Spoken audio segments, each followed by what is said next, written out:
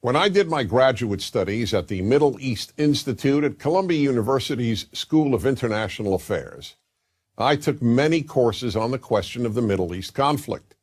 Semester after semester, we studied the Middle East conflict as if it was the most complex conflict in the world, when in fact, it is probably the easiest conflict in the world to explain. It may be the hardest to solve, but it is the easiest to explain. In a nutshell, it's this. One side wants the other side dead. Israel wants to exist as a Jewish state and to live in peace. Israel also recognizes the right of Palestinians to have their own state and to live in peace. The problem, however, is that most Palestinians and many other Muslims and Arabs do not recognize the right of the Jewish state of Israel to exist. This has been true since 1947, when the United Nations voted to divide the land called Palestine into a Jewish state and an Arab state.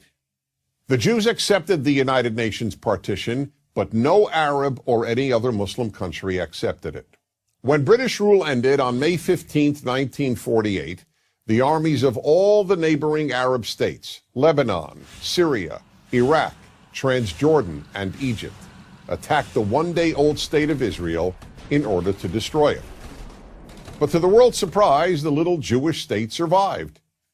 Then it happened again. In 1967, the dictator of Egypt, Gamal Abdel Nasser, announced his plan, in his words, to destroy Israel.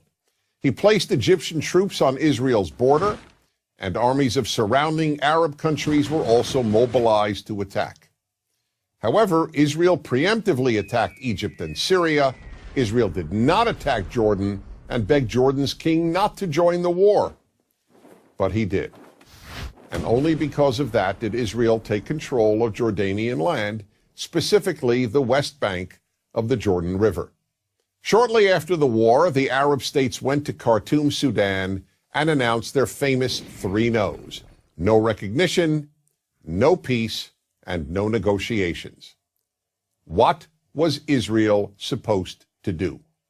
Well, one thing Israel did a little more than a decade later in 1978 was to give the entire Sinai Peninsula, an area of land bigger than Israel itself and with oil, back to Egypt, because Egypt, under new leadership, signed a peace agreement with Israel.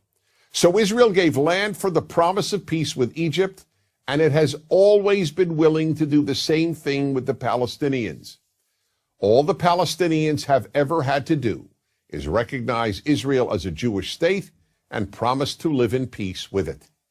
But when Israel has proposed trading land for peace, as it did in 2000, when it agreed to give the Palestinians a sovereign state in more than 95% of the West Bank and all of Gaza, the Palestinian leadership rejected the offer and instead responded by sending waves of suicide terrorists into Israel. Meanwhile, Palestinian radio, television, and school curricula remain filled with glorification of terrorists, demonization of Jews, and the daily repeated message that Israel should cease to exist. So it's not hard to explain the Middle East dispute. One side wants the other dead.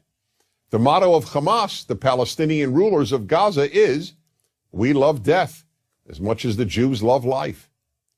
There are 22 Arab states in the world, stretching from the Atlantic Ocean to the Indian Ocean. There is one Jewish state in the world, and it is about the size of New Jersey. In fact, tiny El Salvador is larger than Israel. Finally, think about these two questions. If tomorrow Israel laid down its arms and announced, "We will fight no more," what would happen? And if the Arab countries around Israel laid down their arms and announced, "We will fight no more," what would happen? In the first case, there would be an immediate destruction of the state of Israel and mass murder of its Jewish population. In the second case, there would be peace the next day. As I said at the outset, it is a simple problem to describe. One side wants the other dead.